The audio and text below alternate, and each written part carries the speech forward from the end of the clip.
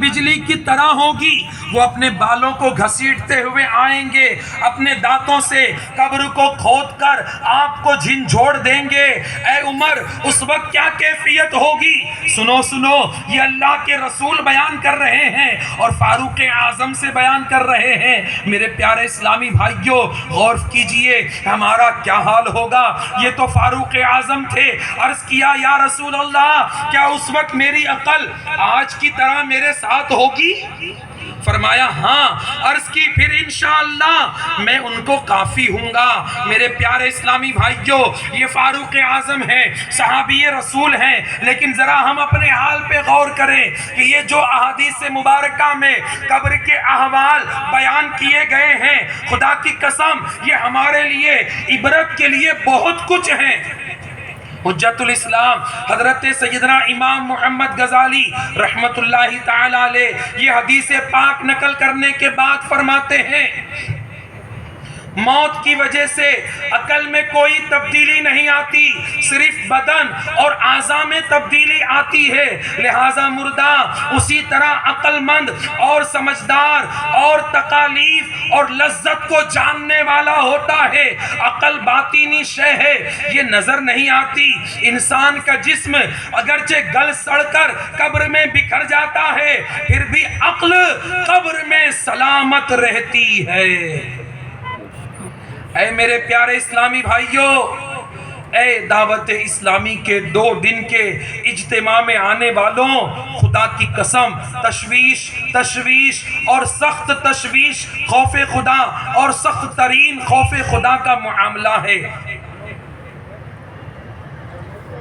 جانور کی تو مرتے وقت قوت محسوسہ ختم ہو جاتی ہے، مگر انسان کی عقل اور محسوس کرنے کی قوت جوں کہ توں باقی رہتی ہے۔ دیکھنے اور سننے کی قوت مرنے کے بعد بڑھا دی جاتی ہے۔ ہاں اگر ہماری بدعمالیوں کے سبب اللہ تبارک و تعالی اگر ہم سے ناراض ہو گیا تو ذرا غور کرو کہ ہمارا کیا بنے گا۔ ذرا سوچو تو صحیح، اگر ہمیں خوبصورت اور آشائشوں سے بھرپور کوٹھی میں اگر تنہا قید کیا جائے تو بھی بسا اوقات انسانی طبیعت گھبرا جاتی ہے، اکیلے پن سے اکتاہٹ محسوس ہوتی ہے، اور ہم میں سے شاید کوئی بھی قبرستان میں اکیلا رات گزارنے کی جسارت نہ کر سکے۔ اس وقت کیا ہوگا؟ ذرا غور کرو۔ اے اجتماع میں آنے والوں، اے بیان سننے والوں، ذرا غور کرو کہ اس وقت کیا ہوگا جب منو مٹی تلے ہمیں اکیلا چھوڑ کر ہمارے احباب پلٹ جائیں گے۔ ہم میں سے ہر کسی پر یہ وقت آنے والا ہے، ہم سب کو مرنا ہی پڑے گا، اندھیری قبر میں اترنا پڑے گا۔ جب منو مٹی تلے ہمیں اکیلا چھوڑ کر ہمارے احباب پلٹ جائیں گے، جسم اگرچہ ساکین ہوگا مگر عقل سلامت ہوگی۔ لوگوں کو جاتا ہوا دیکھ رہے ہوں گے، ان کے قدموں کی چاپ سن رہے ہوں گے، منو مٹی تلے دبے ہوئے پڑے ہوں گے۔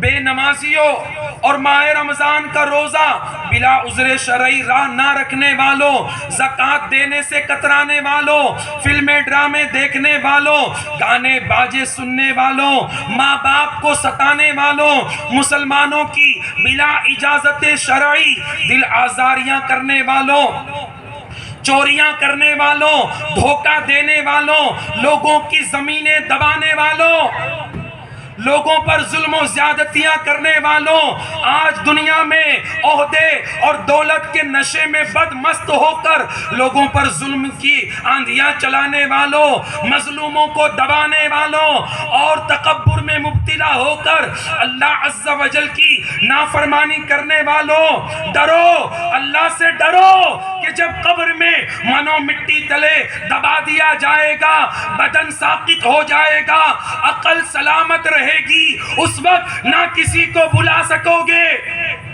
نہ کوئی تمہاری مدد کو آئے گا۔